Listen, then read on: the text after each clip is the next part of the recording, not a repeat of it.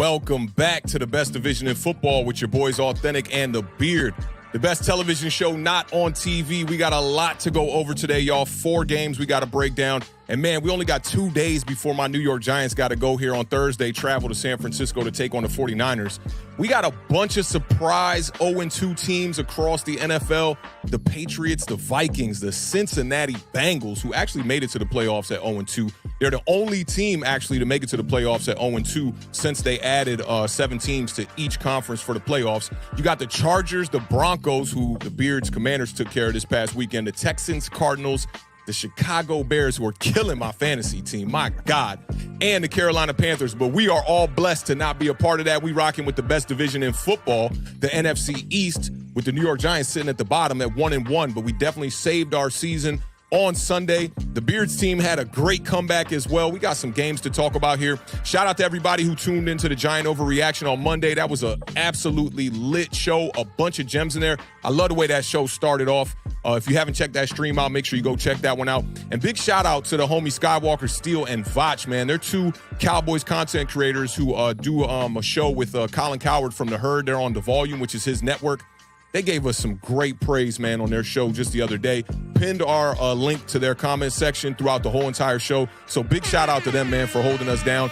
They are 2 content creators who I really hold in high regards, exactly the same way I hold me and The Beard. And speaking of The Beard, let's bring him on, man. My brother, your brother, the strong side to the left side, strong side duo, Mr. Beard himself. How's it going, brother?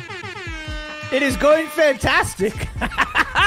I'm a happy guy, man. I'm a really happy guy. I don't know what else to say. I mean, listen, Commanders and Giants on at the same time. It was great. Like, there was a moment there where I was just like, God, this season's going to be awful. Like, I wasn't like putting it out in the world, but like in my mind, because a lot of times, you know, like I relate everything that I'm watching football-wise to what we do here. Oh, you know? yeah, like, for sure.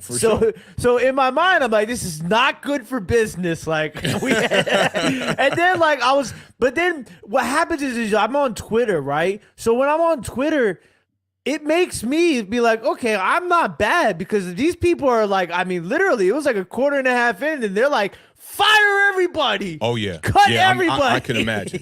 Now, I couldn't keep my eye on y'all game as much. I had to go back and rewatch the Washington game, because at the same time, that it wasn't a good look for me. Like, I could not keep my eyes on y'all game. No. I didn't realize how it came down to the end like that. But you're right. On Twitter, it was like, I told people, man, like, I'm proud of myself, bro. I'm proud of myself. Because, look, I did not tweet one tweet during that first half that had the 2 words, Daniel or Jones, in them at all. And everyone was losing their minds, going crazy on Twitter. Yo, Twitter is making me realize something here. It's not that the internet is a crazy place. It's that people are just crazy. Yeah, That's just what it is. Yeah. Like, they're people crazy. are losing their mind on that application on a daily basis by the hour. It is kind of ridiculous, man.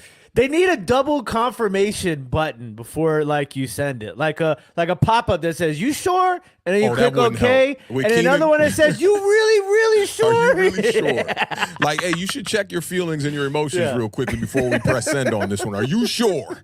People still gonna press send. It was a wild Sunday, and then like at the same time that's going on, obviously, you know, I'm a big Orioles fan. It's like the Orioles are playing Tampa Bay, and so they're 1 game up on them in the standings for the division. So they're down. Then all of a sudden they're coming back. Commanders are coming back. It all works out. Orioles clinch a playoffs berth. They're on top of the division still. There's about 16, 15 games left, something like that.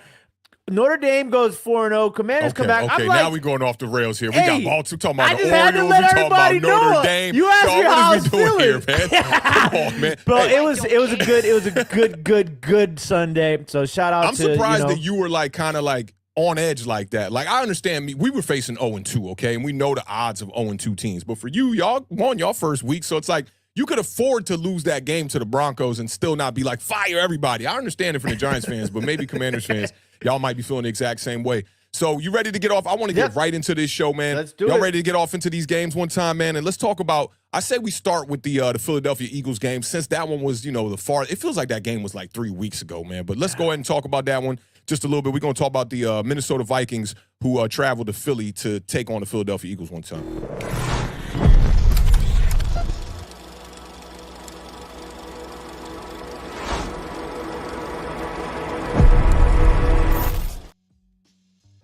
All right, let's get right to it, man. The Vikings fall to 0-2. Philadelphia Eagles are now 2-0. A lot of talk going around the media, the FS1s, the four-letter network, talking about the Eagles not being the same team. Like, what do y'all expect? Y'all expect teams to just come out and show you in 2 games, we're the exact same team we were last year. We're just blowing teams out of the water. No gradual incline to get to where you're at. So I think people are kind of overreacting just a little bit. To me, the difference in this game, it was 34-28 Philadelphia Eagles, and that score is a little bit closer than I would say the game was, especially in the second half. Things were about a 2-score lead for most of that game. But Kirk Cousins, man, I think people got to put some respect on Kirk Cousins' name. That boy was balling out in this one. The difference in this game for me was Madison's fumbles, obviously. Jefferson's fumble before the half, the touchback, that was absolutely crazy. It's a rule I think they need to change, too, because a team should not be penalized, a whole turnover the ball type situation when you're inches away from the goal line. Chance to go up 14-7 at the half. It ends up turning into be the Philadelphia Eagles leading at the half 13-7 because of that play. They allowed Jalen Hurts and that offense to go down the field with under a minute left and kick a field goal to go up 13-7. 2 plays into the second half, Mr. Madison fumbles one more time. Coach, I'm gonna be, hey bro, come here, dog.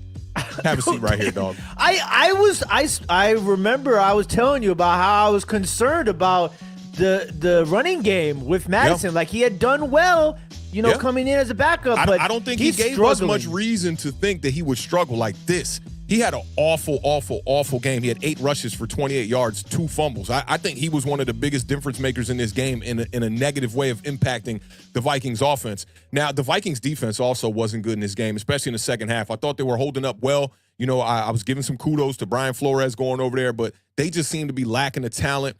Philadelphia punted the ball just 1 time in the first half, and in the second half, they struggled too. They punted the ball 4 times in the second half, but this game was all about DeAndre Swift. The Beard definitely told y'all about DeAndre Swift. He only had 1 carry in that first game, and in this one, he had 28 attempts. I mean, for guys like us who love this RTDB moniker, run the damn ball, 28 is beautiful. And there's another NFC East team we're going to talk about too that really stuck to the run as well. But 175 yards, 1 touchdown. Jalen Hurts was 18 of 23 for 193 yards, 1 touchdown, 1 interception. I saw JT O'Sullivan breaking down the interception on his quarterback school page, and man, he just got fooled by the defense. It was a deep in route, and he just didn't see the linebacker drifting back a little bit in the coverage. Interception on Jalen Hurts there. 4 Vikings turnovers, man. It's hard to even keep a game in a 1-score game, when you have 4 turnovers in 1 game. That's just not winning football, and Philadelphia dominated the time of possession here, almost 40 minutes to 20 minutes. So I love what I saw from Kirk Cousins. I know they're going to probably get rid of Kirk Cousins probably at the end of the year here. He's not the problem over there in Minnesota. 31 of 44, 364 yards, 4 touchdowns, 0 interceptions. He had the 1 strip sack fumble on him. Yeah, that's on him, but holding the ball just a little too long there, but his left tackle did get blown up. And Justin Jefferson got to that magic number 10, but I think the fumble kind of, reeled him back in a little bit. He got 11 receptions in this game for 159 yards, and just turnovers really shot the Minnesota Vikings in the foot. I told people that this would be a closer game than the one from last year. Last year's game was 24-7 and mostly dominated in the first half. There was no points in the second half of that game, and Philadelphia cruised to a victory. And here they kind of did the same. I mean, Kirk Cousins and them tried to battle back, but definitely a tough matchup. Vikings fall to 0-2. Anything stand out for you in this game? Listen, the one thing about the Philadelphia Eagles, I know they were banged up defensively, especially in the secondary, so I can understand. No James Bradbury. I don't want to necessarily make excuses, right? But I do think that a lot of people are going to get it twisted based upon the statistical outputs of the opponents against this Philadelphia defense. But this Philadelphia defense is very good, especially up front. I mean, I think the NFC East easily has the best defensive fronts division from top to bottom in the entire National Football League, without a question. And I feel some kind of way that my New York Giants are not contributing to that right now. But they're not right now. But I think we can all agree that the talent is definitely there. I hope so. Yeah, we're gonna go with it's there for now. But yeah, I think that the Philadelphia Eagles need to kind of button down the hatch a little bit defensively. They got to figure something out because they've been giving up a ton of yards. And then I'm like, okay, well, it's just the yards. But then you look at the points and it's like, they're kind of giving up some points too. Yeah, they are. So the Eagles defense kind of needs to, get a little bit together if they want to really make this push back to the Super Bowl again. I will say this, though. Another guy I talked about in the beginning of the year was Devonta Smith. Devonta Smith he's coming out and showing up. Both of these games, he's had really good games. Now, obviously, the first game, him and A.J. Brown were kind of neck and neck. But, I mean, Devonta Smith, once again, came out and put up some big numbers in this matchup. I think he's been good. We all know that. But I think he's taking his game to the next level this year. And I said that. We talked about that on the first show. When we first opened up this year with the preview show, we talked about Devonta Smith. Like, what if he gets better? Because last year he had more receptions than A.J. Brown. And I think this, man, look. That number 11 pick that the New York Giants had in that draft, I was banging the table for Devonta Smith, right? I know you were. And then they jumped us, and they got him. Devonta Smith right now, there might be a changing of the guard here in Philadelphia of who is the true wide receiver 1A over there. It might be Devonta Smith. There was some issues going on the sideline, But A.J. Brown, there was a little bit of issues there. Nothing crazy, but, I mean, it was definitely going down. And we talked about it, and you mentioned the DeAndre Swift situation. I think there's no way you go back to having Kenneth Gainwell like carrying the load and DeAndre Swift having that might touches. Be a giant overreaction. That might be a giant overreaction because Kenneth Gainwell is definitely an effective runner, and out of the backfield, he can catch the ball as well. They got two of them. I'd use them both. Yeah, I'm not saying just, put Gainwell in Akers land. You know what I'm saying? But I just think that you can't go back to the game plan you had in week 1 where DeAndre Swift touched the ball two times. Can't. Yeah, you know can't what I'm do saying? That. One rush for 3 yards. I mean, something was up. Something was. You got to think about it too. Like, think about a guy who, week 1 they traded for him. Week 1 he goes out, he gets 1 carry and 1 reception, and it's not like us. We talk about it, but I mean, it wasn't like a big national story or anything. But I was in my feelings about it because I'm a big DeAndre Swift guy, and then to come out. No problems. Thursday night, have your career best on the ground as far as yardage goes. Like, it's just, I like a good story like that. So shout out to DeAndre Swift. The Eagles, it's the same thing as it was last year. They're not always a complete game, but they are so strong when their strengths are at their strongest in a game, whether it be on the ground. Jalen Hurts, what do you have? 2 rushing touchdowns again this game? So it's like, so.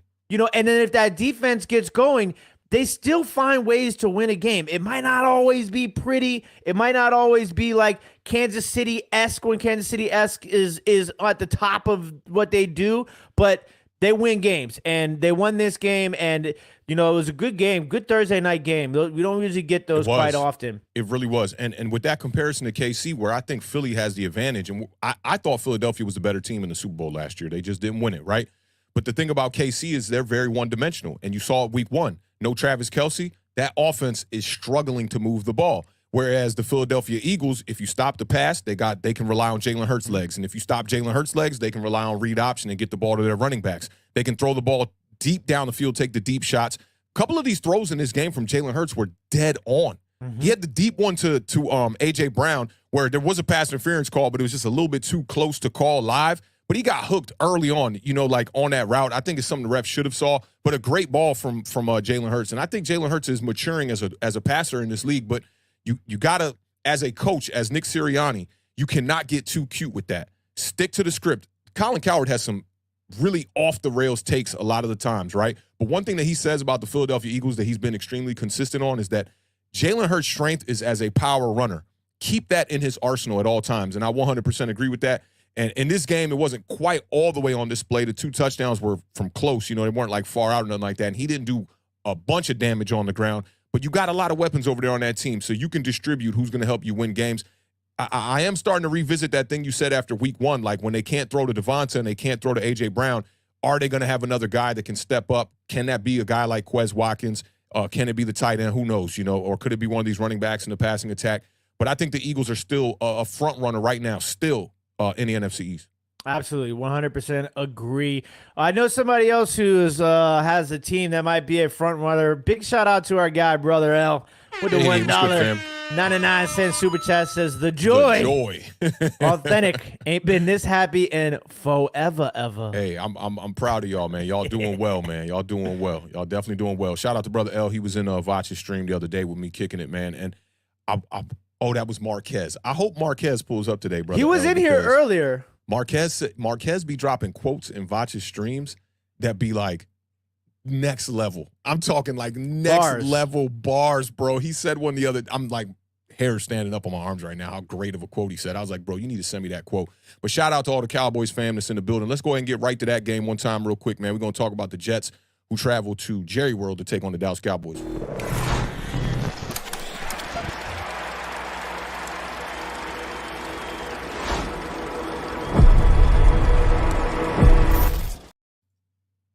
All right, man, let's get right to it. I thought this game was going to be a lot closer than it really was. I know there's no Aaron Rodgers and whatnot, but damn, I thought this would be a little bit closer. The Jets end up falling to 1-1. They did have that big victory against the Buffalo Bills in week 1. Could not have the same kind of fate this week against the Dallas Cowboys, who are now 2-0. They beat the Jets 30-10 in this one. It was just 18-10 at halftime.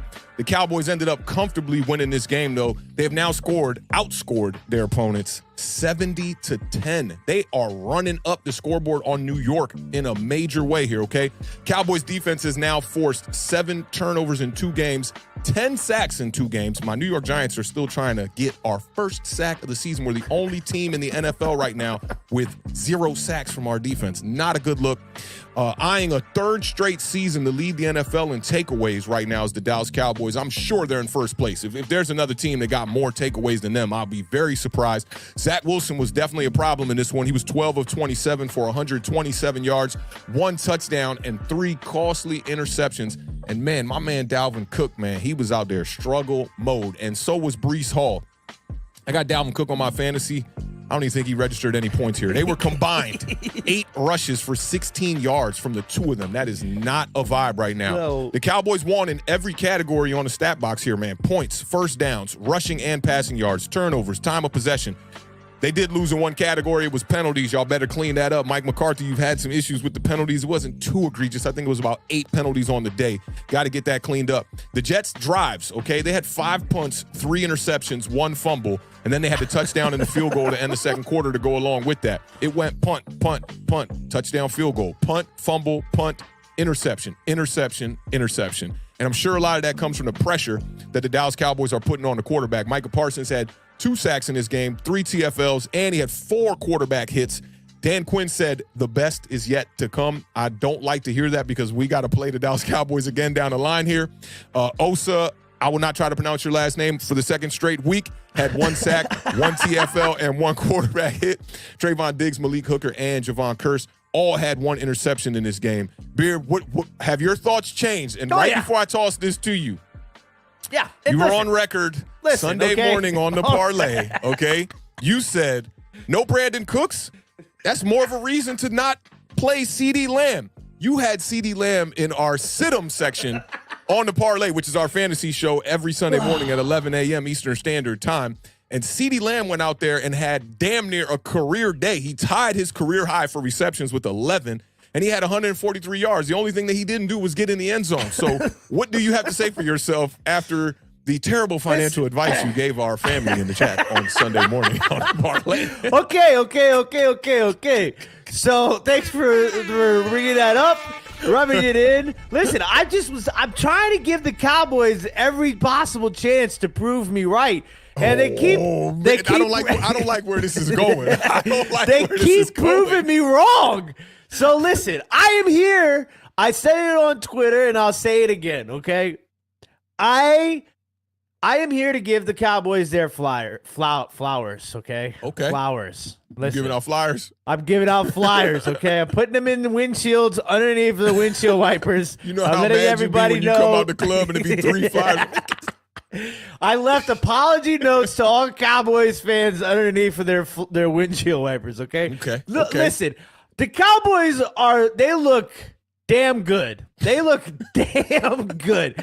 I don't know why I allowed my hate to boil up and into a show where we do not let that happen, but I have let it happen, okay? And I am sorry. I apologize to all of our Cowboy viewers.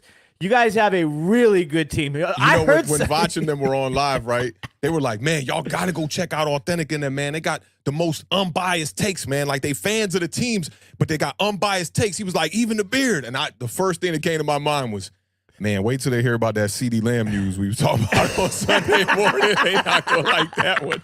Listen.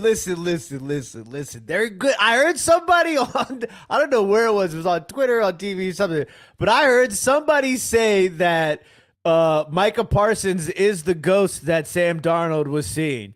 Yeah, so straight up. listen, that guy he is all over the damn place. He's a beast. He is so good. I'm telling you, as a Giants fan, I want to be ahead of the curve, man. Like, I really think that Micah Parsons is the closest thing we've seen to Lawrence Taylor. And I know a lot of Giants fans don't like to hear that. They be like, don't you dare mention when he gets a Super Bowl and what dog. I'm just using my eyes. If I'm playing quarterback, you remember when Alvin Mack was on the opposite side of the line? You remember when Bobby Boucher was on the opposite side of the line? Yeah. Oh, yeah. Blue 42. You try to extend the cadence so you don't get cracked. You remember in Little Giants when he was like, blow the whistle. Yo, Michael Parsons is different, yo. And to think that we had an opportunity to draft him, he was right there. And they talking about character issues. Listen, Dallas, y'all got to go. I don't remember who it was. Right? But it was I think he was playing for the Carolina Panthers, and he was like, I dominated breakfast, cereal, no spoon. That's how I think Micah Parsons is when he lines up on the field. He's different. He's different, bro. And this is the thing, man. The Cowboys are doing what I say that they can't do, and they seem to be doing it very well, albeit 2 games into the season, right?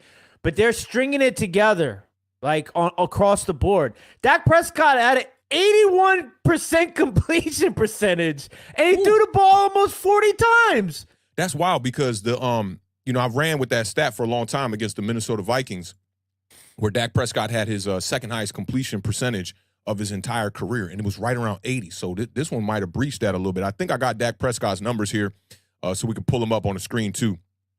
87.2 out of 100 on the QBR too, man. What a clean, consistent game from Dak Prescott. 31 to 38, 255. They left some plays out there too. They ran the ball 44 times. Loved it. Yo, and this game really went the opposite way I thought it was going to go. I thought that they were going to come out here and throw the ball, right? But I didn't think they would get this many possessions to throw it 38, to run it 44. The Jets only ran the ball 16 times. Zach Wilson was their leading rusher. That's not how you beat the Dallas Cowboys, man. That's on. I think. Listen, not to take anything away from the Dallas team and this victory and everything like that. This was a very bad coaching game for the New York Jets, and I'm a fan of that coaching staff. I think they can do a fabulous job, but I don't know what happened here. But it was a debacle from Jump Street. So I mean, listen, when you have Dak going 81%, no turnovers, 2 touchdowns. You got Tony Pollard with 100+ total yards. CeeDee Lamb with the commitment to Tony Pollard, because his yards per carry was not nowhere near where he's normally at. He's 5 yards per carry every time, and I think he was like at 2.8 or 2.9 in this game. Commitment to running the damn ball. It opens up the pass. Yeah, so, I mean, look, you got that going. CD 11 for 143. The defense 14-4 turnovers. That's almost an impossible thing to beat. Like, if you're going to play the Dallas Cowboys, you're going to have to figure out a way to knock something off of that saddle, one of those guys, because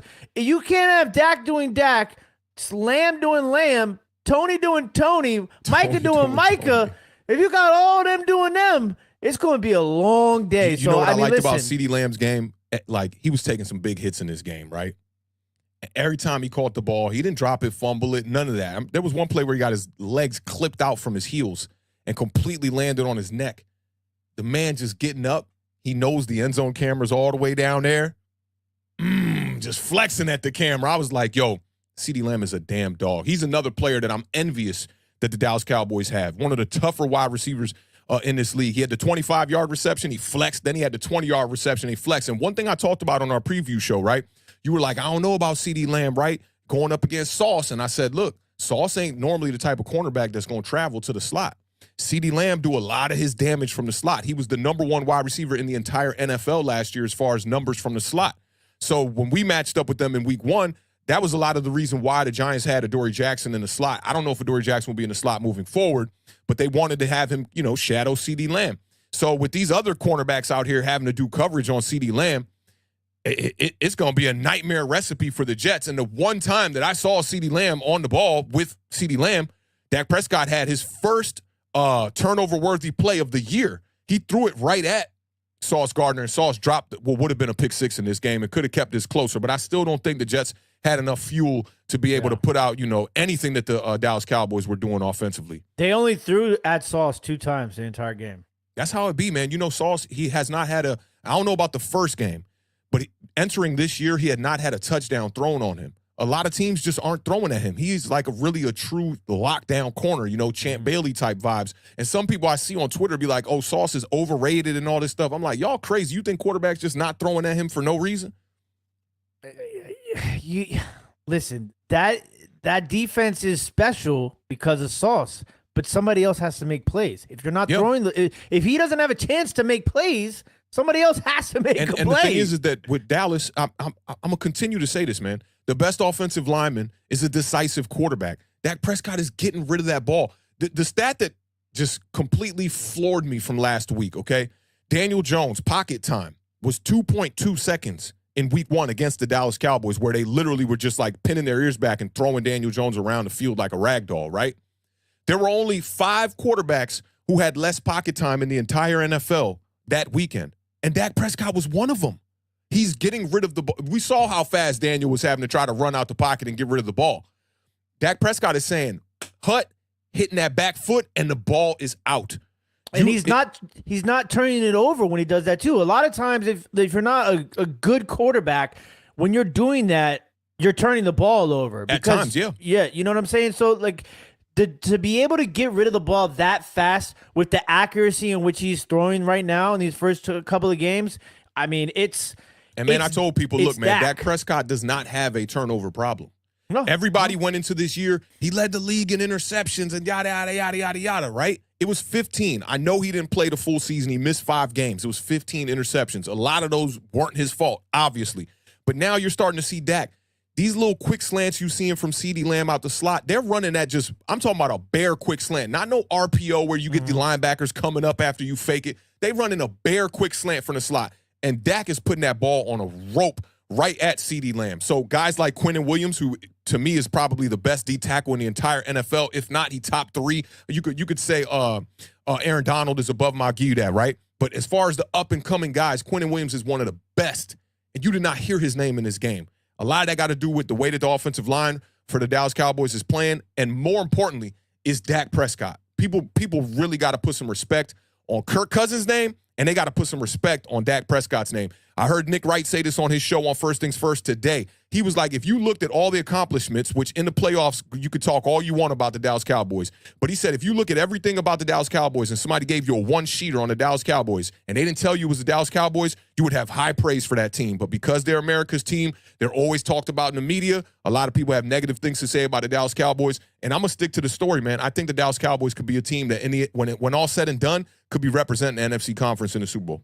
I mean, they right now look deadly. They're complete. The most complete I've seen them in a few years. Like I've been on the fence a couple of times. You've been on the fence for 5 years of Awthentik and The Beard. I'm going to keep it funky with you. But let's get to this question here since you want to talk about that. Are the Dallas Cowboys the most impressive team in the NFL through 2 weeks of football? No. Who is? See, you should have had an answer. I know. I didn't know that they were going to get this question. But right there, I don't like it because you said no confidently, Can right? I tell you why I said no? But wait. Let me finish off. But you don't got the teams in the bag that you know are above them. To me, the Dallas Cowboys are the most impressive team in the NFL by far right now. 70-10 in 2 games, okay? Their defense is light years above any other defense in the league through 2 weeks. Through 2 weeks, who's playing close to this? Okay. You gave me the face. Who playing close to this kind of defense? We'll talk about it. We're here to talk about it. Commanders are up there. You think that the Commanders defense that literally kind of struggled against Joshua Dobbs. Yeah. Right? And going up against Russell Wilson this week, they put up 33 points on y'all head. And you think y'all defense is closer to the Dallas Cowboys? That's just homer talk right there. I can't even acknowledge that. I got some stats to back it up. Bro, didn't my man and you love this kid too, Marvin Mims Jr.? Yeah. Who have you seen do that to the Dallas Cowboys? Garrett Wilson on a quick slant? Listen, that's what I was going to say. Is that only reason why I didn't say yes. Hate right here. Okay? Only reason why I didn't say yes, because listen, I gave flowers to the Cowboys for the last, 12 minutes, okay? The only reason why I wouldn't say yes is because of the competition they've played the first 2 weeks. But you're going to say the Commanders playing the Broncos and the Cardinals. No, I don't think the Commanders are the most impressive team in the NFL. To me, listen, the Miami Cowboys, maybe, Dolphins maybe. Yeah, those are some maybes. I'm still waiting on a team. I know you buying time here like Daniel Jones in the pocket, but all right, I think the Cowboys could be the most impressive team in the NFL through 2 weeks of football. I mean, in 2 days we're not going to be able to talk about this no more. I know that. So what you need? You need a push on this? I need a push. You see that? You see that hate right there? That's not hate. That is hate right there, y'all. We expected them. You still haven't told me a team. San Francisco, Miami. I mean, I guess. Okay. I love stuff like this. Yes. Like this. The Dallas Cowboys are the most impressive team. You present all the facts for them, right? You give them all the truth laid out, and they still be just tiptoeing around like, nah, I can't be. Okay. You pulled it out of me. The Dallas Cowboys are the most impressive team in the NFL through 2 weeks of football, yes. You know what? Spike don't care. The Beard talking about giving out flowers, right? But he waits at the door to throw shade at you after he gives you the flowers. Dallas Cowboys are definitely the most impressive team right now. I mean, you got to think about it like this, bro. First week, their offense didn't even have to do anything. Yeah. 40-0 on the New York Giants, a team that people thought were going to go out there and compete against the Dallas Cowboys. Now you want to say the competition they played against? Who the 49ers played the first 2 weeks? They beat the Rams, right? Then they beat the Rams and they beat the Rams this week. Yeah, Hulu's a lot better than what we thought. Y'all thought. Don't put that. No, I'm not me. I got receipts. I got receipts on the Rams. I've been telling people don't sleep on the Rams. Like, what do y'all think? Matthew Stafford just overnight turned into a bum? Like, yeah, me and you are on the same page. They thought. Mm-hmm. Okay. Rams gonna be all right. But I'm trying to remember who they beat. Steelers. All right, let's go to the next. The Beard and his shenanigans, man. The Beard and his shenanigans. It wouldn't be Awthentik and The Beard without a little bit of Dallas shade, right? God, man, man. I told you we got guests in the house today, bro. I know, man. I know. And I spent I spent 12 minutes giving flowers to Dallas. What, are they supposed to be excited about that? I answered the question without answering the question before the question was asked. Ain't nobody throwing shade in the chat right now? Where's my man Marquez? Where's Brother L right now? They know. They said Beard sprays Roundup on his flowers in Dallas. He sprays Roundup on the flowers, right? Oh, they had to do like a recall on that Roundup stuff. Like people was getting cancer or some crazy stuff like that. They had to pull Roundup up off the shelves, bro. That's what you giving to these Cowboys fans right now. No. Listen, hey, I admit love them listens. Them listens mean I'm about to tell you a bunch of bullshit. Listen, man, all right? I ain't got no excuses, but I'm not agreeing with you on that one. Brother L, do not tell Awthentik to scroll up. He's been getting Hey, that's what I'm talking about, man. Cowboys Nation, y'all in the building today, man. Big shout out to y'all, man. Big shout out to Vach for lending his hand, bringing some of y'all over here, man, to come rock with Awthentik and The Beard on the best division in football. You ready to get to this next game, man? We can talk about your defense that's better than the Dallas Cowboys. You ready for this one? Yeah. Oh yeah, I'm ready. I bet you are ready, man. Hit me.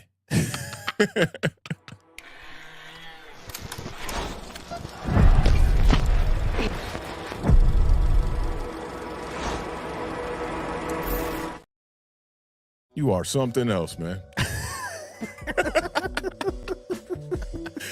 All right, man. The Beard's best defense in the entire football league. Washington Commanders improved to 2-0. I had to correct that 2 times. I wrote 1-1 2 times. I was like, how the hell are the Commanders 2-0? And my New York Giants sitting at 1-1. They beat the Broncos. Broncos are now 0-2. They beat them 35-33. This is the first time they beat the Broncos since 2017. Washington is now 2-0 for the first time since 2011. That's a long damn time to not be Since Sexy 2-0. Rexy. Unsexy Rexy in my book. Watch out now, man. We got New York Giants fans in the buildings. We're not about to be calling him that, okay? We know who the man is, okay? And I'll never call him that because I'm just too masculine to call an NFL football player XC whatever, y'all, okay? I just don't do that over here, okay? It was the largest on-the-road comeback victory for Washington since 1990. Mark Rippon was playing quarterback back in those days. With 7:57 left in the second quarter, ESPN gave them a 96.3 chance of losing the game. The score was 21-3 early in this one. Washington rallied to get it to 21-14 at the half, sparked by Jamin Davis, man, forced that fumble late in the second quarter, and I think that was what turned the tide a little bit. The defense has forced 2 or more turnovers in 3 straight games dating back to last season. So, yeah, I'll give you some kudos here. I don't know if they're better than the Dallas Cowboys defense, but that is a good little nugget. 9 straight games, Washington has limited their opponents to 4 or fewer third downs. I hope I didn't take that one from you, bro. I know you like to talk about third downs. The streak continues. That's all I was going to say. The streak continues. I like that. Commanders outscored the Broncos 21-12 in the second half. It came down to a Hail Mary, which I was looking at it like, here's the crazy part, okay? I saw all this going down on Red Zone. I saw the Hail Mary. I looked over real quick. I was like, whatever. I saw the 2-point conversion. I was like, whatever. Went back to watch the game. I was like, oh, damn. They caught the Hail Mary from like 50 yards out, bro. And then it came down to that 2-point conversion. I was going to make this a question on the show, but, man, listen. We dodged a bullet against y'all last year on a very similar situation. Back of the end zone, Darnay Holmes. Yours was way worse. Ours was worse? Ooh, it looked the same to me. Y'all dodged a bullet in this one because that was it pass interference to you? Let me see if you an honest man here. I thought it was pass interference off the initial look. When I saw the back end camera angle, I brought my tap shoes tonight, ladies and gentlemen. He sure did. I'm like Savion Glover up here right now. I'm just waiting for him to be like, yeah, pass interference. This man was like, off initial review, I thought it was. But I saw the back end camera angle. His arm wasn't necessarily good. It's kind of like just an angle thing, but yeah, you could have thrown the flag, and I would have been upset. That one and the one in was that the Patriots game? No, the Browns game. The Browns game last night. That was pass interference late in that game. They didn't call it either. Sam Howell, the boy played some good football. You know, the one thing that we can knock on him on is the holding on to the ball just a little bit too long. I think he had a fumble that he lost, and he definitely had a fumble that he didn't lose. Did he lose one of them fumbles early on in this game? No turnovers for Washington Commanders. So just that one where they fell back on the ball. He was running backwards, and the ball got knocked back like 10 yards and whatnot. But Sam Howell, man, let me pull up his numbers here, man. He had a really decent game, and I think Sam Howell, man, you got to, as a Commanders fan, to see a young quarterback come out here and be leading you to these victories. Because last year, man, a team scored 33 points on y'all. That's a wrap. Y'all averaged 18 points per game last year. They scored 20 points on us. We lost. Right. Beard says y'all going to jump it up to 25 this year, and it's looking like that's through 2 games so far, which is really good on him.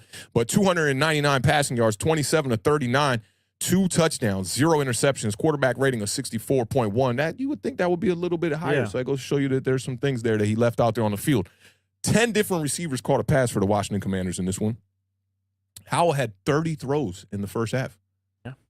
It's very similar to that week 1 game plan, which kind of threw me for a loop there. A little interesting from Eric Bieniemy here. Washington had 9 players record 2 or more receptions, the most in a single game in franchise history. And Sam Howell is the 4th quarterback in Washington history to win his first 3 starts. I'm not going to go back to them OG names that I saw on that list because it was nobody from like 1975 and beyond. It was leather helmet dudes from back in the day. It was good to see Chase Young back on the field here, man. But what are your thoughts on this game overall? What are your thoughts on Sam Howell? And matter of fact, I almost forgot about something. Let's get right to it. Let's switch seats here. I've done my driving for the show. We'll let you hop out, walk around, and let's go over this roadmap to victory for the Washington Commanders.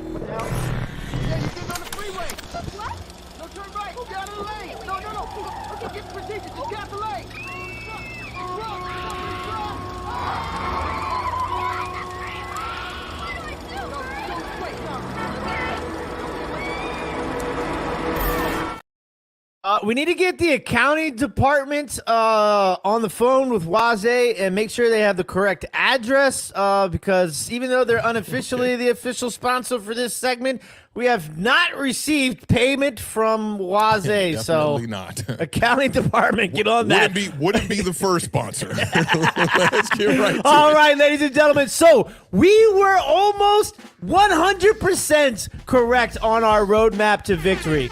We only missed one item, so I'm going to briefly go through this because we got a lot to talk about in this game. I said the Washington Commanders need to have less turnovers than they did in week 1 when they had 3 turnovers, and we had 0 turnovers. So wait, you snuck that in on the roadmap, less turnovers than week 1? That's what you said? I hate that one. I won't let that slide next week. Well, I'm going to let you know right now. I also said we had to allow less sacks than we did in week 1, which was 6. We allowed 4 sacks. Those are some cheat. I cannot believe I allowed you to come in here with that bogus roadmap. Oh, my God. Okay. I also said we needed 6 sacks. The keys to victory are we need to get our quarterback not get sacked 6 times in this game. Hey, man. Listen, we're taking steps towards greatness, all right? It's about the journey, my friend. Mediocrity. I said we needed to score more points than 21. We scored 35 points. I can't even remember the last time we scored 35 points. It's been probably 10, 12, 13 years. Facts. All right. I also said we needed to win the time of possession, okay? Which we did. 33 minutes and 45 seconds to 26 minutes and 15 seconds. I even said that we needed to have long drives, okay? The highest average drive time in the NFL right now is the Los Angeles Rams at an average of 3 minutes and 49 seconds per drive. The Washington Commanders had 4 of their 11 drives longer than 3 minutes and 49 seconds, including 2 drives over 5 minutes. So that's a win in the roadmap book. I also said the defense needed to force at least 2 turnovers. What'd they do? 2 turnovers. Okay. The one thing we didn't hit, I said we needed to hold them under 100 yards rushing. Javonte Williams was an absolute dog in this game, and they ended up running for 122 yards. So that's one that we didn't hit. But we made up for it because I said, look, we got an RTDB run the damn ball, and it didn't look like we were going to run the damn ball the way that they were throwing in the first half, but we ended up with, I said, over 120 yards rushing. We got 122 yards on the ground. Ladies and gentlemen, that is a 99% hit on the roadmap to victory. I like it. Stopped at a couple destinations, and we made it there. There's one thing I want to look up here, because you said Javonte Williams. Russell Wilson was the leading rusher for the Broncos. I know that, but Javonte Williams. 56. Javonte Williams was a dog. They got away from him. On the early possessions of this game, Javonte Williams was gashing us. 15 yards, 9 yards, 11 yards. They just stopped giving him the ball. I don't know. Sean Payton got too cute in this one. I'll tell Sean you that Payton much. is trying to iron out all the wrinkles over there with the Broncos and whatnot. And there's a lot. It's a lot to go over. I think that team was a little bit overhyped coming out of that year before they signed Russell Wilson. I think they were just a little bit overhyped. Everybody was saying they were a quarterback away, and I just don't think that's the case. Javonte Williams, 12 rushes for 44 yards, averaging 3.7 yards per carry. And Marvin Mims with the 2 big catches, man. Two receptions for 113 yards. That's looking like a Jalen Hyatt stat line right there. He's got some wheels, and the guy can make big plays. And I talked about him before, as a guy, especially when Jerry Jeudy was out.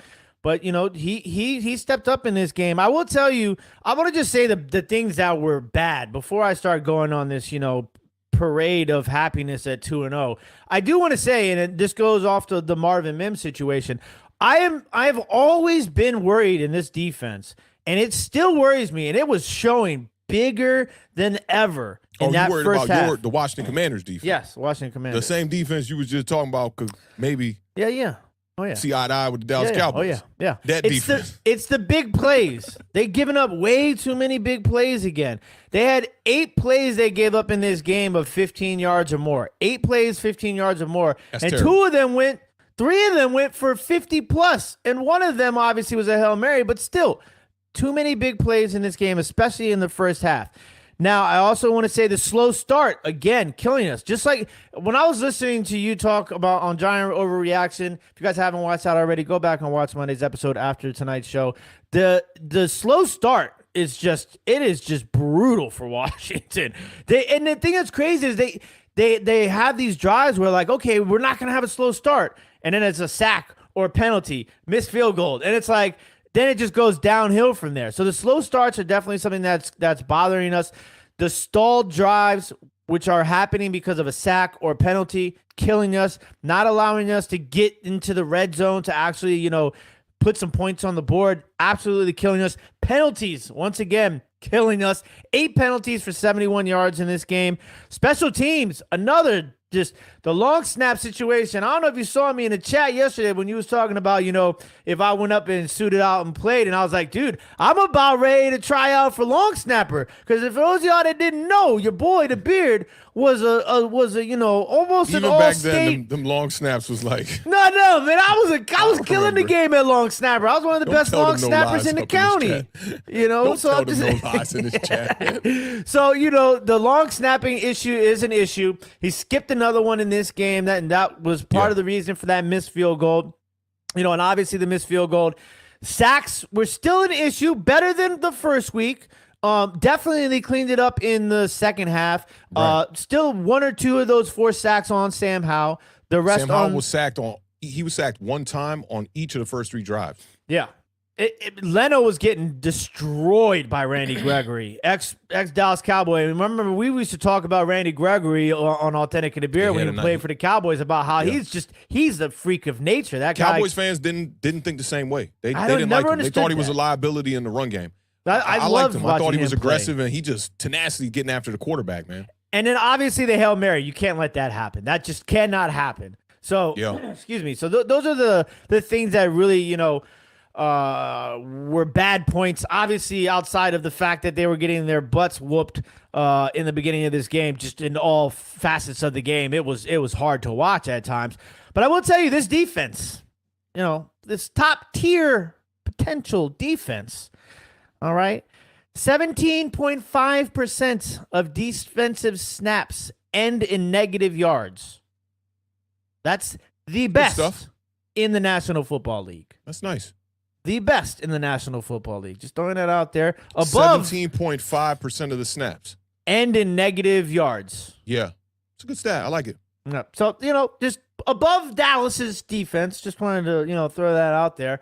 But we'll talk about Sam Howell really quick. It's not that. Sam Howell. You just had walked out the house and thought your outfit was real fresh. Like, you see this new stuff I got? Like you see the drip? See the drip? See the drip? Kids say? I saw you in Ross just the other day ringing up something at the counter. But let's talk about Sam Howell. Sam Howell, listen, easily, without a doubt, no questions asked, the best quarterback we've had in D.C.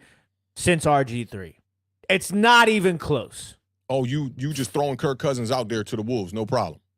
You saying Sam Howell was better than Kirk Cousins? Well, Kirk Cousins and RG3 were one. I put them in one group. I put them in one group. Yeah.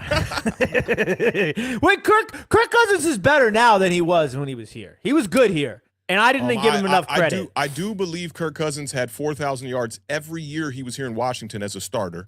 And one of those years, he had Deshaun Jackson and Pierre Garçon as his wide receivers. Neither of them breached 900 yards that year, and he still threw for 4,000 yards. Yeah. Let's put some respect on Kirk Cousins' goddamn name. All right? Gregory wants to know how about turnovers. We got 4 turnovers. I think Awthentik said you guys have 10 turnovers, I believe. Seven. Seven. So, Seven. You're 3 up. But you also got to play Zach Wilson, so you got 4 turnovers from. He's no Joshua Dobbs, right? No, but listen, you saw how Joshua Dobbs was. We're going to talk about that in a little bit. But, yeah, Sam Howell with 3 big throws at least in this game. Okay? He threw a Washington bullet to Terry McLaurin. My God, that was an absolute beauty of a pass that you have not seen. You have not, in the back of the end zone. You haven't seen a quarterback in Washington make that throw. And you want to talk about another throw. The throw on the sideline to John Bates, the placement on that throw, absolutely beautiful. Okay, and then obviously the throw to Logan Thomas, God rest his, that was a He didn't come back in the game, right? No, he was out. Concussion with that one. So he's in the protocol now? Yeah, he's in the protocol now. But big shout out to Bates. 2020, I believe. And Turner for stepping up. It was definitely, they needed them to step up. They stepped up. So Sam Howell looked fantastic. Eric Bieniemy, he is, I think he is just doing this on purpose, it feels like. He's like, I'm just going to put Sam out there. I'm going to have him throw the ball 30 times and we'll see what happens. And if we have to change it, we'll change it because they did it again. They went out there and it was pass heavy in the first half, but then they came back to reality and balanced things out. But there's one thing, man, it feels so good to have this because, boy, we would scream and scream for Scott Turner to throw some damn screens. And he just could never put it together. Eric Bieniemy, Sam Howell, these running backs, Curtis Samuel, Bates, and Turner in the screen game, absolutely a game changer offensively, okay? They threw 6 screens for 85 yards in this game, and they came in at key clutch moments. So the screen game was on point. I loved it, loved it, loved it. Now, obviously, Gibson in space, thank you. That's what we want. Like, if he's not going to run the ball in between tackles, get them in the ball in space. 3 catches, 44 yards. B-Rob, he had some big runs. We talked about this on Tuesday, how we wanted to see some of these longer runs. He had a 27-yarder in this game. Had some tough runs. The left sideline was a good run. Did a lot in this game. Love to see B-Rob's legs working. Means a lot to me, okay? Now, the run game, obviously, in the first half, they had 28 yards in the run game in the first half. Second half, 90. You threw it 30 times in the first half. So there you go. Second half, 94 yards. In the second half, they were averaging 7.6 yards per play, which is a huge, huge difference. So, I mean, this was like an offense. Eric Bieniemy was in his bag. The play calling was there.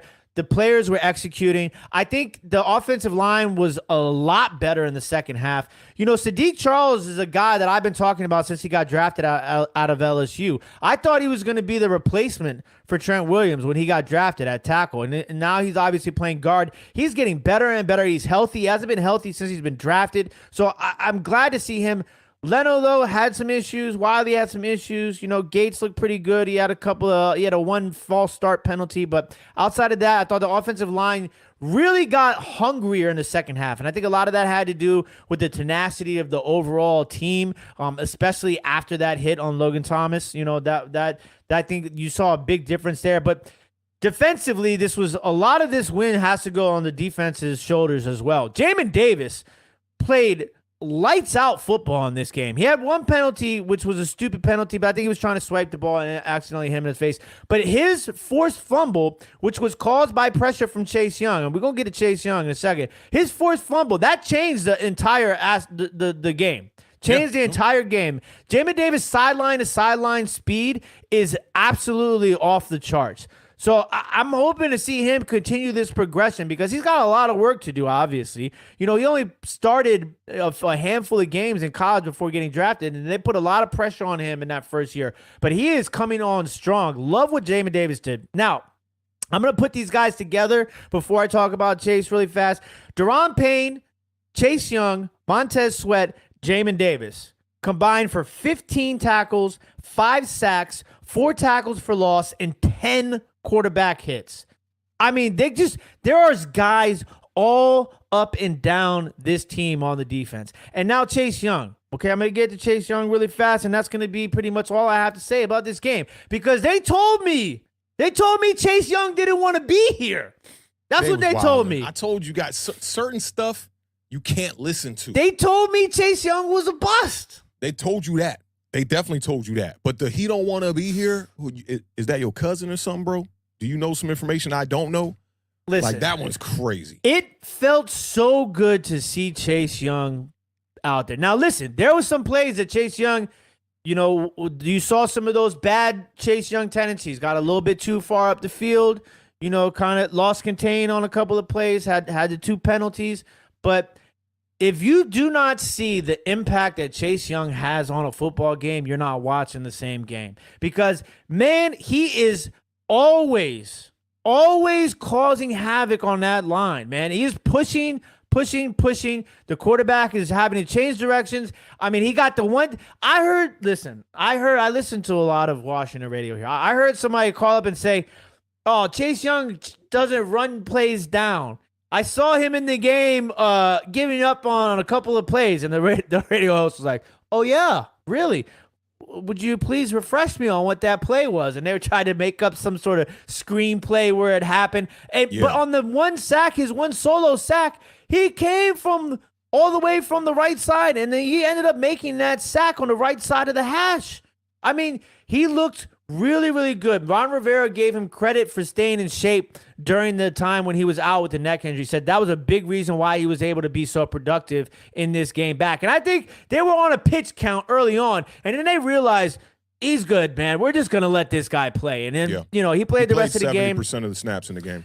Yeah, so, he had 1.5 sack, but just the ending of that game when you saw Chase Young and Montez Sweat get to Russell Wilson at the same time and get that sack, and you see the picture, shout out to the AP with a dope picture where the two of them are just like this with their helmets, congratulating each other, and Russell Wilson's on the ground in between them. Like, that's what we've been like foaming at the mouth for. We've been waiting for this Montez Sweat, Chase Young action again. Forbes got burnt, came back, made a big play. I mean, listen, this is going to be you know how those ESPN win rate charts look, right? Yeah. Especially in our game, in your game. Yeah. That's what this season is going to be like. So, all in all, there was a lot of good in this game, but there's still a lot of work to be done. We're not going to get ahead of ourselves. It's going to be one game at a time. But shout out to Eric Bieniemy, Ron Rivera, Sam Howell, Chase Young, the entire team. This was a great win for this franchise, for this city. And to come off of a win like that, and now we got to face Buffalo, I couldn't have asked for two different types of games, but very similar games to prepare us for the next two games. Buffalo and Philadelphia. I'm glad that we're going through these sort of games leading up to those two games. That's going to be two tough games. We got a tough stretch as well. I definitely liked seeing Emmanuel Forbes, get back after getting burnt. He had the 2 pass deflections and an interception after that, 3 tackles. Chase Young, 3 tackles in this game, 1.5 sacks, 1 TFL as well. And the one thing I wanted to ask you about is what's up with them 70 yards you was talking about per game for your man Jahan Dotson, who was pretty quiet in this game. Had 3 receptions for 22 yards, and this is now 2 games that him and Terry McLaurin have combined for under 80 yards, 2 back-to-back games. So spread the ball out. That 1196. Yeah, it's looking tough, man. And you know what's crazy is both games, right? The first 2 catches have been made by Jahan Dotson, and so like when the game starts, I'm like, man, this prediction is looking good, and then he doesn't get another catch for the rest of the game. But look. They're going to be spreading the ball out a lot in this offense, and I think, it's going to take some time. I don't know if that's the thing is, now that I look about it, you might not see a crazy game from either one of those guys, like, multiple times this year. You might get a few, but, like, I think this is going to be a very spread the ball around sort of offense. But, you might – don't be surprised if you get a McLaurin Dotson game, like a Smith sort of AJ That's what Brown you was game. comparing them to when we were doing all them But predictions and whatnot. I think we're going to be the new Philadelphia Eagles. You see how you try to brush past it, right? I jumped the gun on that 100%. And I realized that early on. Big shout out to Zach G with a $1.99 super chat. Says, what is your guys' opinion on the tush-push quarterback sneak? Okay, listen. I'll tell you this. I put a hole in my wall at my mom's house when I was younger. Notre Dame versus USC, when we call it the Bush push, when Reggie Bush pushed in Matt Leinart, and that was like, a top 5 against top 5 game, and it was a big implications. So, like, I hated it because of that. But look, the Philadelphia Eagles have perfected it, okay? It's legal. You want it, you can't complain about it. Go out and stop it. Go out and stop it. That's where I'm at with it, too. And other teams have tried to run it. You saw Justin Fields and the Bears tried to run it week 1 after running a reverse to Cole Kmet on 3rd and 1. They then tried to run a quarterback sneak the same way. It didn't work. You've seen Anthony Richardson try to run it. It doesn't work. I think a lot of people are overlooking the fact that the reason why it does work is because Jalen Hurts can squat like 1,000 damn pounds. So once you get these running backs pushing him, it's almost an unstoppable type of play. So it's within the rules. I don't think they should change the rule because teams are figuring out how to exploit the rule. You shouldn't change it, I like what the Philadelphia Eagles are actually doing with that. I think it's a good play for a short yardage situation. Shout out my homie Ben Ball, you in the building too. He said the same thing. I definitely agree with you on that.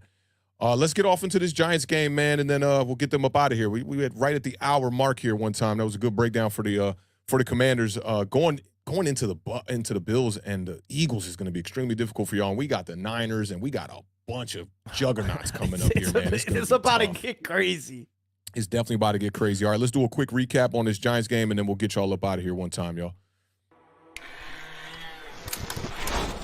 Giants are on the board with 11:16 to go here in the third. All right, let's run it back one time like the New York Giants did for the 2023 season here. If y'all missed out on the Giant overreaction on Monday, definitely go check that out, man. It was a deep dive into this game. We're going to give y'all a few of these nuggets here on this one time. The Giants ended up improbable comeback here to beat the Cardinals 31-28 on Sunday. We started off with one of the worst first halves I've ever seen in football and finished that game with one of the best second halves I've ever seen in football in my entire life. Giants improved to 1-1, broke a 4-game losing streak to the Cardinals. It's our first win versus the Arizona Cardinals since 2011. And some of the negative from that Dallas Cowboys game, it lingered into this game. It was the first time the Giants were shut out in the first 6 quarters of a season since 1934. The Giants were the first team to allow at least 60 points in the season before scoring any points since the 1978 Baltimore Colts, who allowed 86 in the first 6 quarters.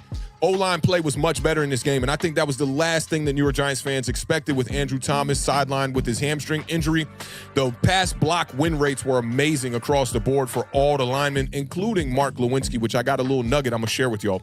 Left tackle Joshua Zito, who that's normally not his position, had an 89.7% pass block win rate.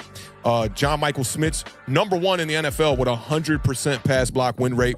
Marcus McKeithen, shout out to Marcus McKeithen, blew out his knee as a rookie last year. He's a 5th-round pick out of UNC. To me, I'm giving my game ball to him. You know how like the quarterback get the game ball a lot, and it's like sometimes you got to find that unsung guy to give a game ball to because the quarterback probably got 50 of them things sitting in his trophy case at the crib, right? So mine goes to Marcus McKeithen in this one, man. Plugged in at right guard in this game. He had an 89.7 pass block win rate in this one. And right tackle Evan Neal, man, 93.1 pass block win rate as well. Now, my buddy, he'll remain anonymous unless he's in the chat and he want to tell you what's good. He's got some insider information he sent me today on Twitter. Mark Lewinsky does not really want to be a starter for the New York Giants. He wants to be more of a mentor and allow the young guys to step up and play, and that's the role that he wants to play for the rest of his career, according to my source. So take it with a grain of salt.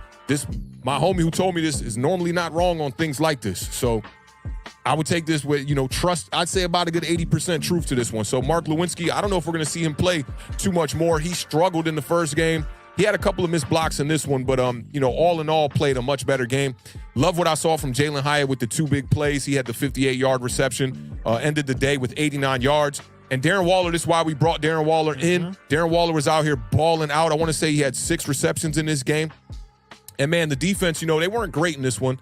But Justin Pinnock, he stood out to me. 13 tackles on the day, 3 TFLs, 4 defensive stops. And I talked about this one a little bit on the Giant overreaction. I thought it'd be a good point to bring up here. A lot of people don't talk about this, but, like, the necessary evils, man. Like, the things that sometimes have to go wrong. I could compare it to a boxer. Like, sometimes losing your first match as a boxer is a good thing to prepare you more so that you could go and get in the gym and work harder. And I think that that's what this game did for Daniel Jones. I talked about it early on in the year that we ain't got no dogs on this squad. The dog was brought out of Daniel Jones in this game for damn sure, man. Let me pull up Daniel Jones' numbers here on the day, man, because Daniel Jones went out here and just straight balled out. 26 of 37, 321 yards, 2 touchdowns, 1 interception, which definitely was not his fault, popped off the hands of Saquon Barkley, and his passer rating was 103.5. He also had a rushing touchdown to add to that. The kid had a damn day. This might be Daniel Jones' best game of his career. 10th fourth quarter comeback of his career. It's his 9th 300-yard game of his career and his 8th career game with at least 1 rushing touchdown and 1 passing touchdown. In the second half, Jones was 17 of 21 for 317 yards. So, like, he had 4 yards of passing in the first half. Yeah, there was 76 yards of total offense in the first half for the Giants. It was really bad in that first half.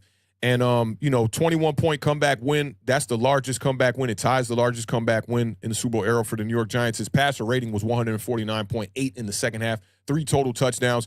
I mean, this was just like amazing. This was so damn left field for me, man. You watch that first half of that game and you're just like, there's no way that the Giants are going to get back in this game. Josh Dobbs out there carving us up. And then Brian Dable seemed to make the adjustment to call plays in the second half. I spoke to Diggy about this earlier on Twitter, and Diggy was telling me he's been digging through the tape a lot. And what he saw from the tape was that the Giants were sending the routes deeper in the second half to allow the intermediate stuff, 10 to 15, to open up. It's what I suspected, too. I haven't had a chance to go back and look at the all-22 just yet, but no other quarterback in NFL history threw for 250 or more yards, rushed for 50 yards, threw multiple touchdown passes, rushed for a touchdown, and had 0 turnovers in the second half of any game in the history of the NFL. So Daniel Jones and the New York Giants are making history. First week, we made some really bad history against the Dallas Cowboys, and this week against the Cardinals, we made some really good history. I've done so much rapping about this game. 2 hours on the Giant overreaction, a bunch of Twitter spaces, and just chopping it up with the homies and whatnot. I was talking to Ben about it actually when we were playing some Apex earlier. The halftime speech had to be incredible in this game. This halftime speech was like a Danny O'Shea. Greater than that, greater than a Rudy halftime. I don't remember the halftime speech from Rudy. I'm going to keep it real with you. I don't remember it. But Danny O'Shea, I don't know if you know about his halftime speech. One time. And this was the one time that the New York Giants came back from down 21. Largest comeback in New York Giants history. The first half went punt, interception. The second half went touchdown, 3 plays. You cannot come out of the second half with a better type of scenario in scoring in 3 plays. I guess you could score in 1 play, but 3 plays. And Hyatt set all of that up with the 58-yarder. Daniel Jones rushes for the touchdown. Another touchdown, 12 plays, 75 yards. That one ended with Saquon Barkley. Another touchdown, 13 plays, 80 yards. Saquon Barkley receiving touchdown. A touchdown, 6 plays, 64 yards to Isaiah Hodgins, which might have been one of Daniel Jones' best throws of the game, the little skinny post route in the back of the end zone. And then you end the game with the game winner, Graham Gano's 9th game-winning field goal. So for me, man, I couldn't ask for more. I'm still puzzled as a New York Giants fan, right? I don't know where we stand as far as how good we are, right? But it's good to come out of this game with a victory nonetheless. My emotions were all over the place in this one, man. And I tried to just stay resilient through watching this game. And it was, as a fan, it was great to come out with the victory on top. But there's still a lot of work to do for the New York Giants in this game or for this season. What were your thoughts in this game for the Giants? I mean, obviously the first thing, outside of all the obvious, and this probably is still obvious, but to see what Hyatt did with those two, that's what we kind of envisioned with him, right? That big play sort of capability, the difference maker in the vertical game. And he showed it to you on 2 times, which were both huge plays. Yeah. For me, what's interesting is out of all that offensive output in the second half, right? And what's crazy is you guys did this without getting any sacks in this game. 0 sacks from the New York Giants. 0 sacks on the season. But those 2 fourth-quarter defensive 3-and-outs, -2 yards in those 2 drives, to me, is outside of the obvious, is the biggest reason why you win that game. Because if you give up if you don't make those sort of stops where not only are you stopping them, you're flipping the field. They're 3-and-outs. It's not like you stop them after 10 plays and they punt the ball. 2 3-and-outs in a row where you're only allowing negative yards on both of those. That allows your offense to make the plays that they need to do to come back to win the game. They were playing not to lose in that game, too. You could tell. First down, they run the ball. Second down, they run the ball. Third down, try to throw it, don't get it, punt the ball away on both those drives, right? And everything that we needed to go right, it went right. When you talk about that Jalen Hyatt catch, right, the 58-yarder is an obvious one. To start the second half, it's an obvious one. We needed that spark.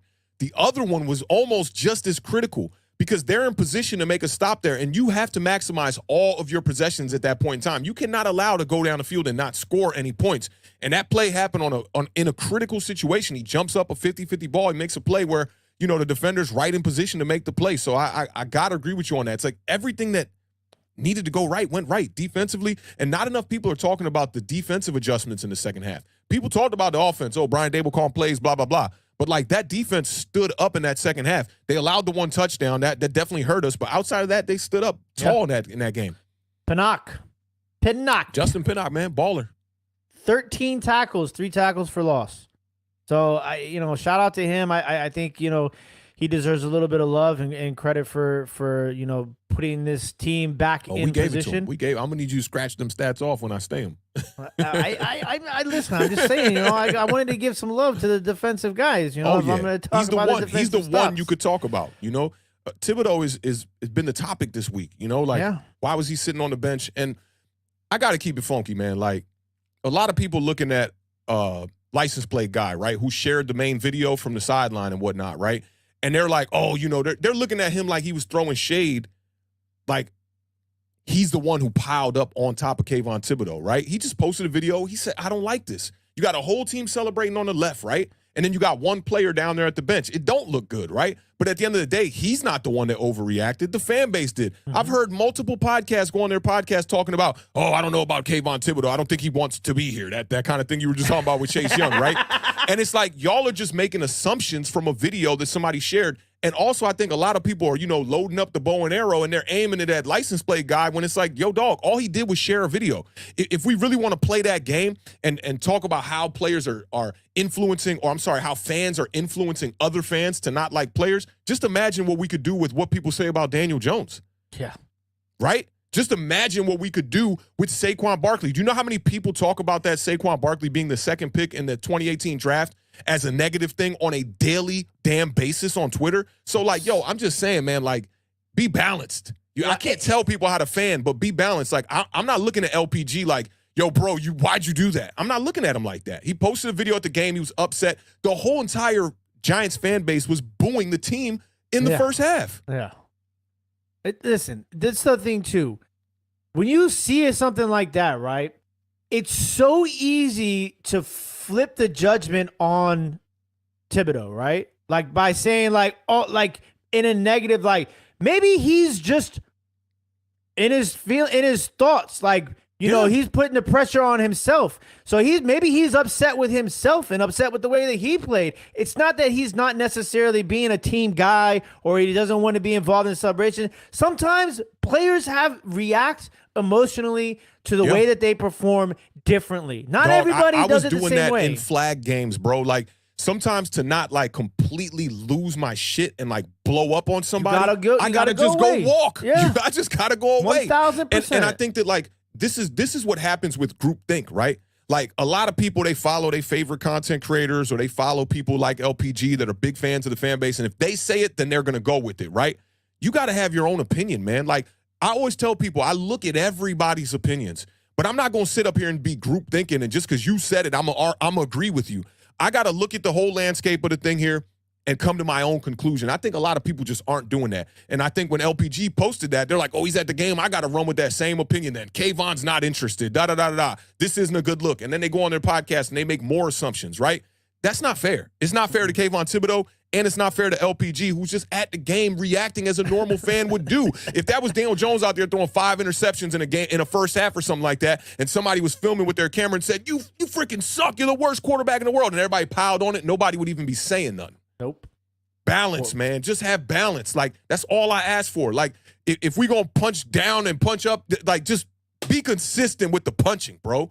Like, just be balanced, okay? Like, if you gonna give it to one player like this, don't just wait till it's Kadarius Toney or Kayvon Thibodeau or whatever player you don't really like that to find a way to just jump on it and feed the narrative that you're trying to feed people. It's bullshit to me. I really, like, of everything I saw on Twitter after a W, it'd be that kind of shit, and it'd be the people who like, when the game over, they want to attack the fans.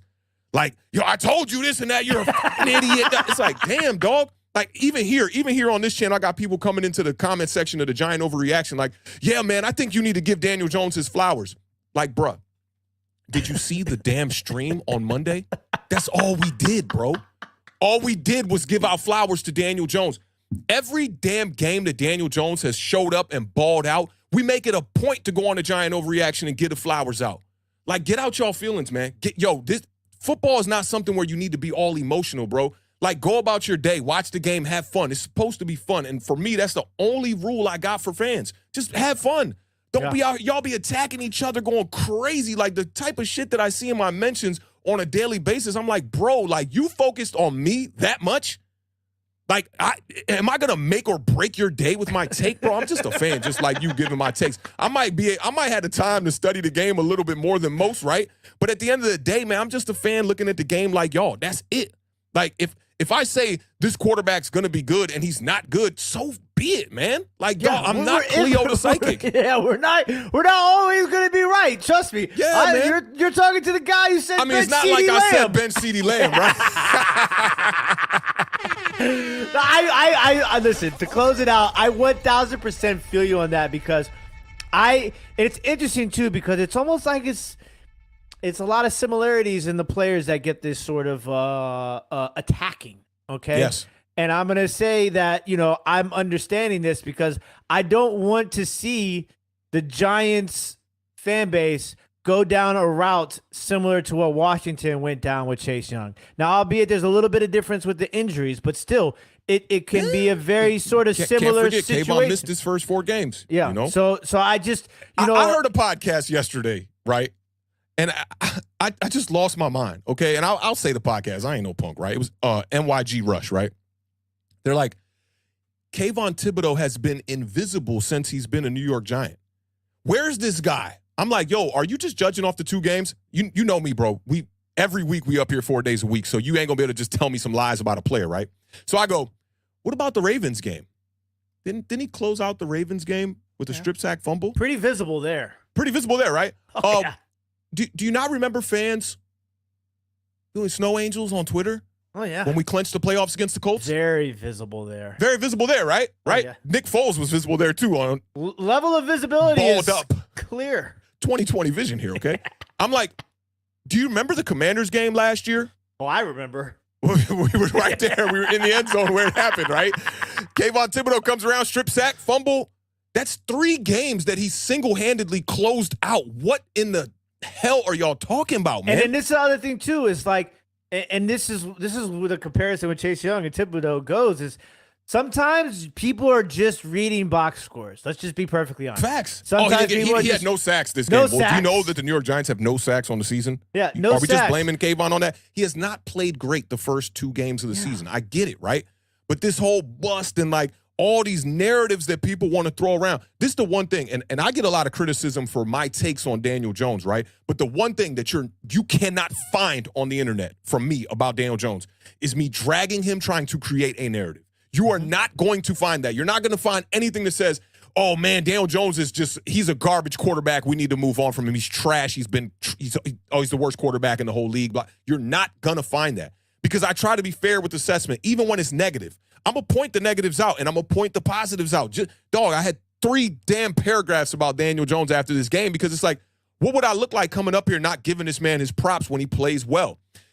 Anyone who cannot admit that Daniel Jones' career has been like this in New York, you're not watching the same games that I'm watching, right? And I always tell people, I said this on the Giant Overreaction, if you're going to get in your feelings about any type of criticism about any player, whether it be Saquon Barkley dropping 2 passes, whether it be Daniel Jones struggling in that first half, whatever it is, I'm telling y'all, this is not the channel for you because I'm going to speak for myself in particular on this. I am 1,000% unbiased. I'm not trying to give y'all no narratives, no nothing. I'm going to tell you the players that I like. I'm going to tell you the players that I think are struggling, and that's all I can do here. But let's not just take 2 games in a vacuum and try to spread some narrative that Kayvon Thibodeau is a bust right now. He just played his 16th NFL game this past weekend. Pump the damn brakes, man. Listen, I'm only laughing because I've lived this. Oh, I see you, bro. You know I see you on Twitter. I see you, man. I be like, yo, these fans is losing their mind. And I get it. Like, okay, like with Chase Young, you've had 700 days went by since he had a sack, right? So they're ignoring the injury. I get it. He's been hurt. What can he do, man? He can't go out there with a torn ACL, be running around limping.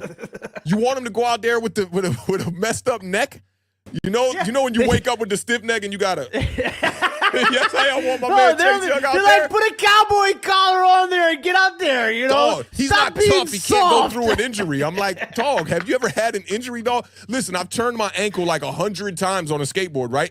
You're not going out there running after you turn an ankle or something, right? In the NFL, this isn't not gonna happen. Intramural football, guys, okay? So it's not going to happen. No. And to close this out, speaking of some injuries, man, prayers out to my man Nick Chubb, man, because that was and to y'all, people out here sharing that, stop sharing that, man. Stop sharing that. Like, don't share somebody's leg bent sideways, man. Like, yo, the dude is out for the year. Prayers up to my man Nick Chubb. He's one of the best running backs in the league, man. I hope he can bounce back from this injury. It's been tough this season early, man. These injuries for some of these guys, and it is tough to watch sometimes.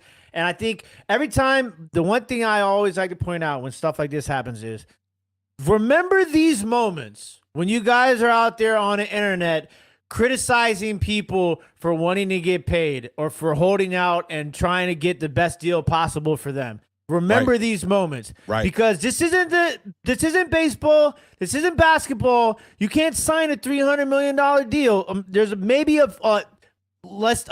couple of fingers of guys that can, but everybody else that goes out there and puts their body on the line, those contracts are not guaranteed. You can get hurt and get cut and not get paid. So just remember that when these guys are going down and then they're out there trying to, do what they can to get the money that they can, because some of these guys, they're not going to be able to walk, in 30, 40 years. Sacrificing their career. I don't know if y'all seen the documentary Kelsey that's on Amazon. I definitely highly recommend that. Jason Kelsey talking about those injuries, and him and his wife are having these conversations of like, man, we were this close. In the Super Bowl, it's a tearjerker moment when you got to watch your brother win the Super Bowl over you, and they met at the middle of the field. They got this footage clear as day, and he's talking about, man, I'm walking around the house, and as soon as I get off all the painkillers and whatever it is that helps inflammation and whatnot, right? That he can't even walk around and share a moment with his daughter, right? He talking about thinking about CTE. His wife saying like, yo, there's times where he's just sitting there just dozing off. Like he's not even here. So these dudes are sacrificing their bodies, putting their life on the line. And I love what Kayvon Thibodeau said in response to this today. He was like, listen, fans are the fans, right? And that's cool.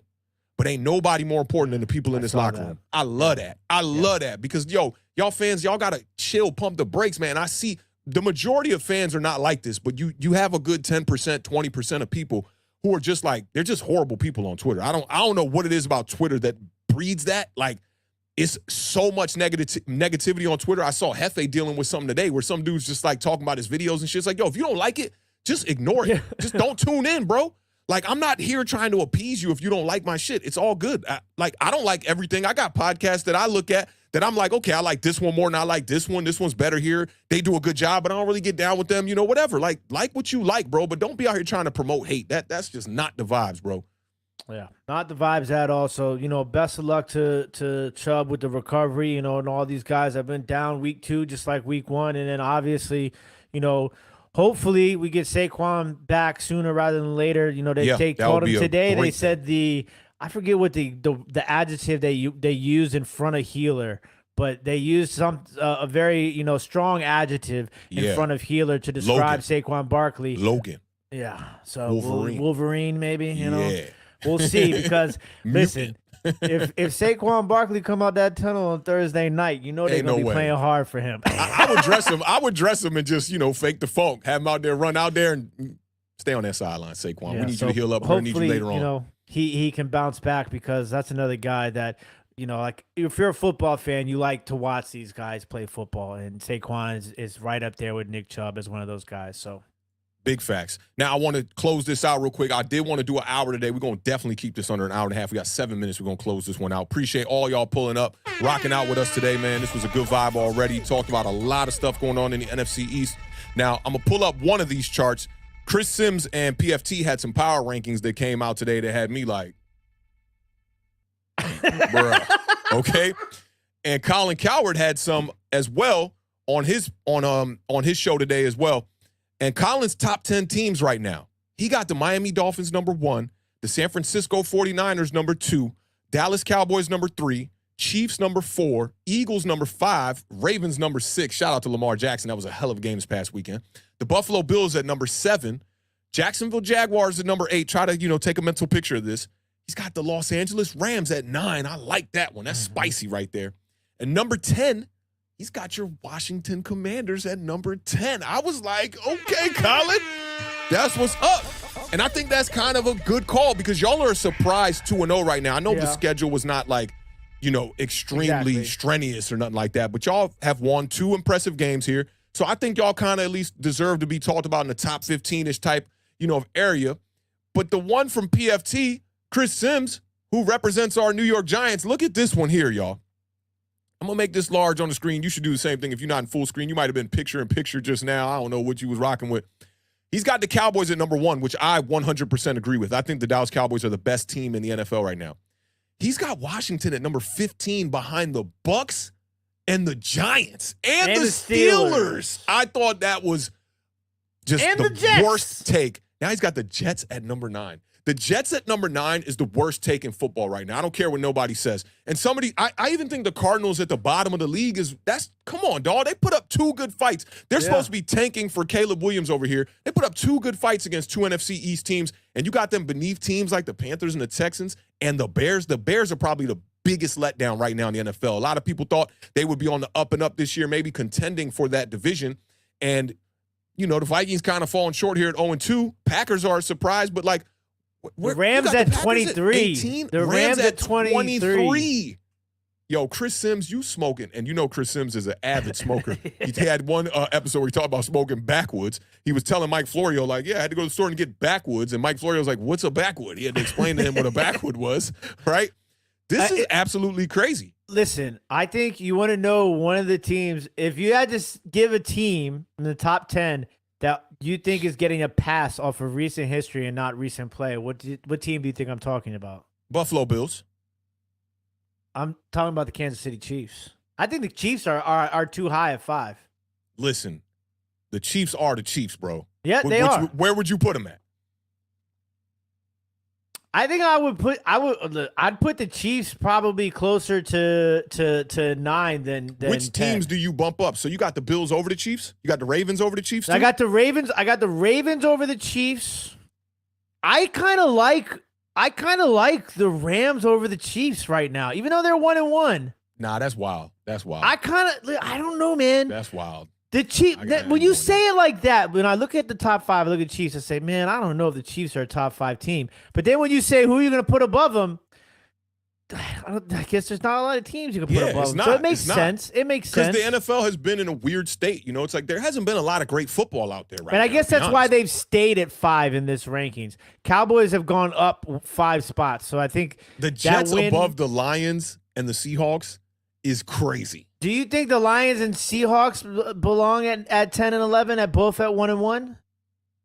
To me, the Seahawks and the Lions should be higher. They should. The Jets should be below them. They're in that range with the Jaguars and the Bills to me. The Bills is going off of like what we know they're capable of. That's why I think the Bills are kind of high because their first week performance. I mean, they lost to the Jets, bro, with Zach Wilson at quarterback. Horrible game from Josh Allen. So to me, I'm putting the Lions above the Bills. They won't make it above the Ravens, Chiefs, Eagles, Dolphins, 49ers, or Cowboys, but I'm putting the Lions above them. Lions are putting up big points right now. And the Commanders, to me, the Commanders, to have the Commanders at 15, right, and the Falcons at 16, and the Falcons are at 2-0 right now. They have definitely impressed early on this year, right? I just think that the Commanders are just way too low. Just way too low to me. Right now, I got the Commanders above the Giants. The Giants played 6 horrible quarters of football and played 2 good ones. How can you have them above the Commanders who have been pretty steady throughout their wins? One of those teams, the Commanders played. Yeah. So the Commanders, the Falcons, the Bucks, and the Saints are all 2-0, and none of them are in the top 10. Yeah. Very interesting. Then you have 0-2 teams. The Titans should be at the bottom of the barrel, if you ask me. Even though that was a big win for them this week, I still think the Titans and the Bengals, the Rams should be above all of those guys. Shout out COVID 1984 says that's an insane take. The Chiefs would absolutely destroy the Rams. I would disagree with you on that. I don't think I was about to try to give you some love here real quick, but now you said that shit, you just messed it all the way up. Because right now, if the Rams play the Chiefs are going to win. But I think when you look at a power ranking, you got to look at what they put on paper to this point. If I were to do this off what team would win, this would be a lot different. Straight up and down. Like some of these teams on the right half of this, I would move up. I would definitely – the Packers right now can beat almost all those teams you see from 10 to 16, if you ask me. 9, right? 9. We're going to throw 9 in there because the Jets. We definitely throw a 9 in there. Yeah, we definitely going to throw 9 in there for sure. And then the Patriots sitting at 0-2. I think if you match them up against some of these teams that are above them, they would beat them. But this is not about what team would beat what team. This is just a power ranking off what you saw from the first 2 weeks, right? The Kansas City Chiefs you cannot forget they did not have Travis Kelce week 1. You can't just gloss over that, right? And they still put up a good fight against the Lions. It came down to the last possession. See, for me, I look at the Rams like this, which is why I'm so glad you started with this thing really fast with the Collins rankings, because the Rams beat the Seahawks, who are number 10 in your rankings, right? Right. And then almost beat the 49ers, who are number 2 in your rankings, yet you have the Rams at 23. This is like New York bias from Chris Sims. Gotta be. Even when he came out with his power rankings from week 2, I was like, why are the Giants he had the Giants at 12 or something. I think he had the Giants at 12 after getting their socks blown off by the Dallas Cowboys. A lot of people are running with the Giants off of, the preseason hype. It's hard for them to let go of. Yeah, but when you see the first week Sunday Night Football in front of the whole damn country, the Giants go out there and put up a donut against the Dallas Cowboys, how could they still be in the top 15 entering week 2? Now, after week 2, entering week 3, as this shows, okay, I see us being top 15, but damn, like, you only going to drop us one spot.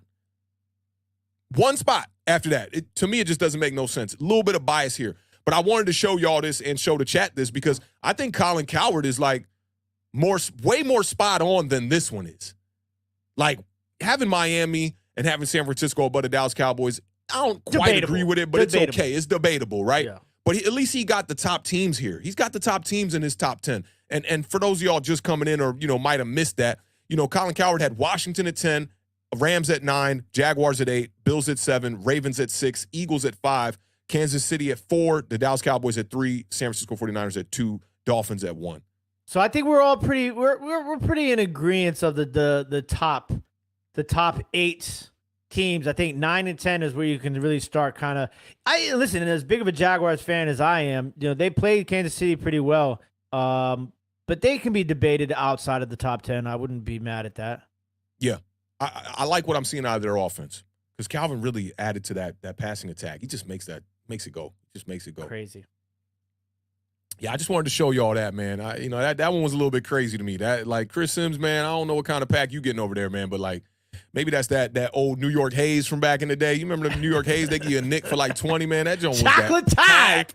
Chocolate Tide was some pack too. It was darker, but that Haze from NY, I can remember, like, you had some, this might have been Jay-Z, what is it? I was herbing them in the home of the Turpins or whatever. Yeah. Jay-Z might have been bringing down some of that Haze because I remember when Munch came down with that Haze, I was like, bro, is this even true? Man, this is some different shit right here, bro. Like, I don't know what Chris Sims is blazing on. It's probably some top-tier pack. I'm not smoking a top-tier pack these days, especially with my New York Giants, but definitely a very interesting chart to say the least there from Chris Sims. But I wanted to round the show out with that, man. Any last thoughts before we get the fam up out of here one time, man? Hour and 30 minutes. Great show. Shout out to everybody in the chat. I seen people from, the Cowboys, the Giants, Commanders. I seen resellers in here. I seen people coming from, all these different streams and walks of life on YouTube, man, and just stayed here and rocked with us. Big shout out to the chat, man. We wouldn't be able to do this if it wasn't for y'all. So we appreciate all the love and all the support. We appreciate y'all stopping by, kicking it with us. It does mean a lot to us. Oh, I do want to make sure that we give a big shout out to Nick the Wick for the $5 super chat, because I think the line goes like this: left tackle Thomas, left guard Azudu, JMS at center, Marcus at right guard, right tackle Neal. Don't think Lewinsky gets the start unless the Giants feel he needs to. So that's gonna be an interesting take. Ben Bredesen is in concussion protocol. I kind of want to see Azidu play that other tackle. I ain't going to lie. He did a great job at left tackle this week. Like I was telling people on the Giant Overreaction, you would not have known. If he was wearing number 78 out there, you would not have known that wasn't Andrew Thomas, man. You really wouldn't have known. But shout out my guy Nick the Wick one time, man. That's my dude right there, man. Best of luck with the football season this year, too, my guy. We definitely appreciate you supporting the channel. Is that the last super chat of the day? Nope. We got Zach G with $1.99. Says we need an authentic Apex channel. I like that, man. Maybe I'll do that on my other channel, man. I like that, Zach. I'm gonna take you up on that offer, man. We'll start doing that here once I get a little bit more time here. Season kind of get into his pace and whatnot. I'll start to play some more Apex. But shout out to Zach one time for supporting that channel one time, bro. Appreciate you, brother. Hey, man, I think we put on a pretty good show here, The Beard. This is that was a good one. My handshake. Reaching out. Hey, that mirror. Oh, that looked pretty crazy. But shout out to the gang one time, man. Representing for us, man. We'll see y'all on Thursday for a major preview. The New York Giants are going to be taking on the San Francisco 49ers Thursday night. We got some big matchups. Commanders taking on the Bills. Definitely pull up 7 p.m. Eastern Standard Time. And keep your eyes out. I might throw y'all a little sneak video here tomorrow. We'll see, man. I kind of got the day off a little bit. We'll see what's popping, man. But shout out to y'all, man, for pulling up, rocking with us today. Y'all know how we end every show over here, man. Keep raising that bar. Keep living those dreams because the universe flows in Technicolor and surround sound. Shout out to the podcast GOAT. Rest in peace to Combat Jack one time, man. Y'all be good. Enjoy y'all next 2 days. We got football coming up real quick, man. We'll see y'all on Thursday at 7 p.m. Until then, man, y'all enjoy yourselves.